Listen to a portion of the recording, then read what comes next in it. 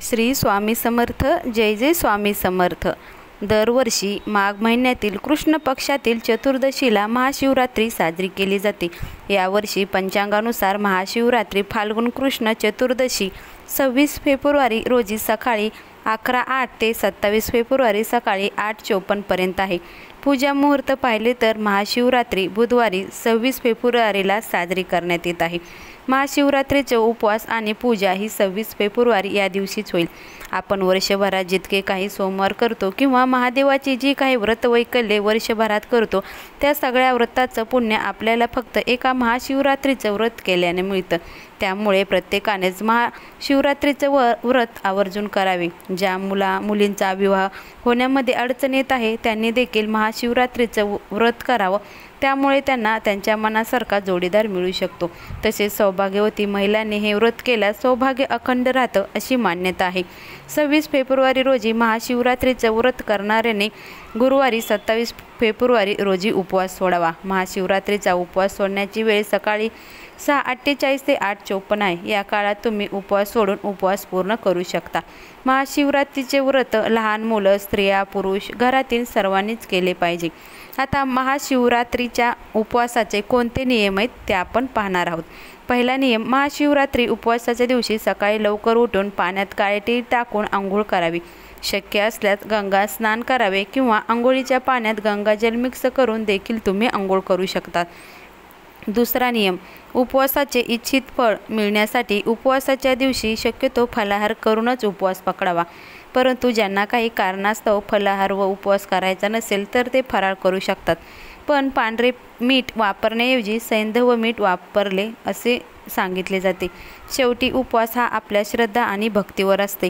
तुम्ही फलाहार करून उपवास करा किंवा फराळ करून, फक्त मनोभावे करा. मनातील इच्छा भगवान शिवशंकर नक्कीच पूर्ण करतील. तिसरा नियम, कांदा, लसूण, मांसाहार, दारू यासारखे तामसिक पदार्थाचे उपवासाच्या दिवशी सेवन करू नये आणि जे उपवास करतील त्यांनीसुद्धा या दिवशी या पदार्थाचे सेवन करू नये. चौथा नियम, उपवासाच्या दिवशी दिवसभर भगवान शिवाची मनोभावे आराधना करावी. या दिवशी महामृत्युंजय मंत्राचा देखील जप करावा. त्यामुळे आपल्या आयुष्यातील दुःख संकटे दूर होतात. पाचवा नियम, व्रताच्या दिवशी दिवसाला झोपू नये. शास्त्रानुसार दिवसाला झोपल्याने आपल्याला व्रताचे फळ मिळत नाही.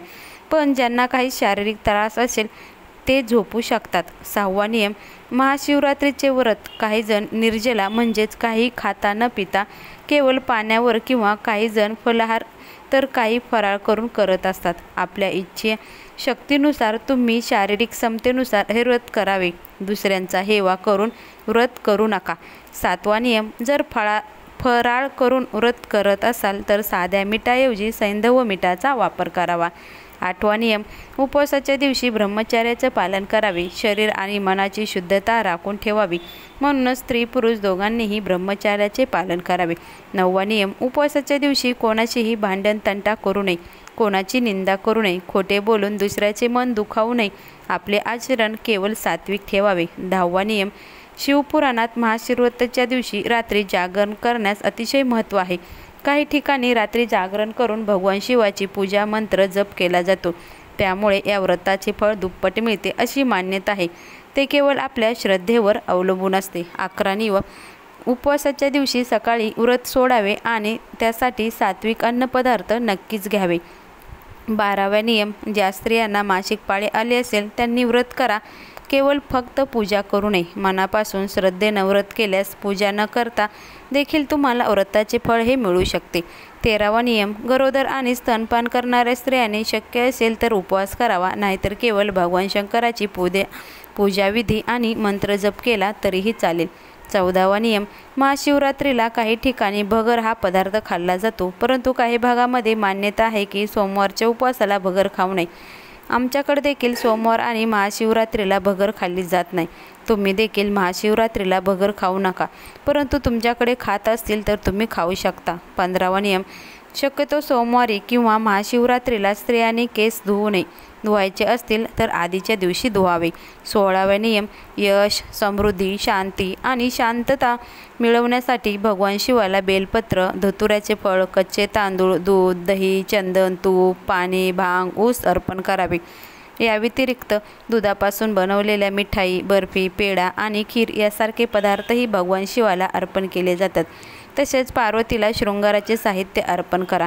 महाशिवरात्री व्रताची पूजा 4ही प्रहरात करणे अत्यंत शुभ मानले जाते। पूजेच्या प्रत्येक वेळी ओम नमः शिवाय या मंत्राचा जप करावा। याशिवाय शक्य असल्यास उपवासाच्या काळात रुद्राभिषेकही करावा। 17वा नियम, उपवासाच्या दिवशी सकाळी शक्य असल्यास ब्रह्ममुहूर्तावर उठून भगवान शिवाची मनोभावे पूजा मंत्रजाप केल्यास इच्छित फळ मिळते। त्यानंतर सूर्योदय झाल्यानंतर सूर्यदेवाला अर्घ देखील अर्पण करावे आणि व्रताचा संकल्प घ्यावा। 18वा नियम, महाशिवरात्री उपवासासाठी शुद्धतेला खूप महत्त्व आहे। या दिवशी स्नान करून स्वच्छ वस्त्र परिधान अवश्य करावे। त्यानंतर नित्याची पूजा करावी। 19वा नियम, महाशिवरात्रीच्या दिवशी दिवसभर शिवाची पूजा केली जाते। ओम नमः शिवाय या मंत्राचा जप करावा। 20वा नियम, संतती प्राप्तीची इच्छा असेल तर जोडीने श्रद्धापूर्वक भगवान शंकराची पूजा करून उपवास केल्यास निश्चितपणे फळ मिळते आणि संतती प्राप्तीची इच्छा पूर्ण होते। 21वा नियम, भगवान शंकराची पूजा करण्यापूर्वी शिवलिंगाला पंचामृताने म्हणजेच दूध, दही, तूप, मध आणि साखर किंवा गंगाजलाने स्नान करा। त्यानंतर पूजा करून दिवा आणि धूप लावा। 22वा नियम, शिवरात्रीची पूजा रात्री एकदा किंवा 4 प्रहर म्हणजे 4 वेळा देखील करता येते। ते आपल्या इच्छानुसार करावी। 23वा नियम, भगवान शिवाला अर्पण केलेल्या कोणत्याही वस्तूचे सेवन करू नका, कारण असे मानले जाते की ते दुर्दैव आणते। 24वा नियम, केवडा आणि चंपा यासारखी फुले अर्पण करू नका, कारण त्यांना भगवान शिवाने शाप दिला आहे अशी पूर्वीपासून चालत आलेली मान्यता आहे। 25वा नियम, या पूजेदरम्यान भाविकांनी कधीही कुंकवाचा तिळक लावू नये, त्याऐवजी चंदनाचा टिळक भगवान शिवाला अवश्य लावा। 26वा नियम, उपवास हा श्रद्धेसाठी केला जातो, त्यामुळे शरीराला अतिरिक्त त्रास देऊन उपवास करू नका। जे तुम्हाला शक्य होईल आणि जमेल त्यानुसार तुम्ही उपवास करा। 27वा नियम, उपवास करणाऱ्या भाविकांनी तांदूळ, डाळी आणि गहू यापासून बनवलेले पदार्थ खाण्यास टाळावे। 28वा नियम, पूजा करताना शिवलिंगाला नारळ पाणी अर्पण करू नये। चुकूनही भोलेनाथांना तुळशीचे पान तुम्ही अर्पण करू नये। 29वा नियम, पूजेत शेंदूर आणि हळद लावणे वर्ज करावे। 30वा नियम, मधुमेह, उच्च रक्तदाब किंवा इतर वैद्यकीय समस्यासारख्या आरोग्यविषयक समस्या असलेल्या व्यक्तींनी उपवास करण्यापूर्वी डॉक्टरांचा सल्ला अवश्य घ्या। तर ही काही माहिती दिलेली आहे ती ज्योतिषशास्त्राच्या आधारावरच दिली आहे। तुम्हाला काही बदल करायचे असतील तर ते देखील तुम्ही करू शकता। त्यामुळे आपण आजच्या व्हिडिओमध्ये जे काही महाशिवरात्री उपवासाचे 30 नियम सांगितले आहेत त्या नियमाचा पालन तुम्ही अवश्य करा, कारण कुठलीही सेवा करताना श्रद्धा आणि भक्ती खूप महत्त्वाची असते। त्यामुळे तुम्ही श्रद्धेनं, भक्तीनं हा उपवास करा आणि श्रद्धापूर्वक ईश्वराला तुम्ही साधं जल जरी अर्पण केलं आणि ते श्रद्धापूर्वक केलं तरीही ते ईश्वर आपले ते जल समर्पित करतात। त्यामुळं तुम्ही सेवा करा आणि सेवेकरी व्हा। श्री स्वामी समर्थ, श्री गुरुदेव दत्त।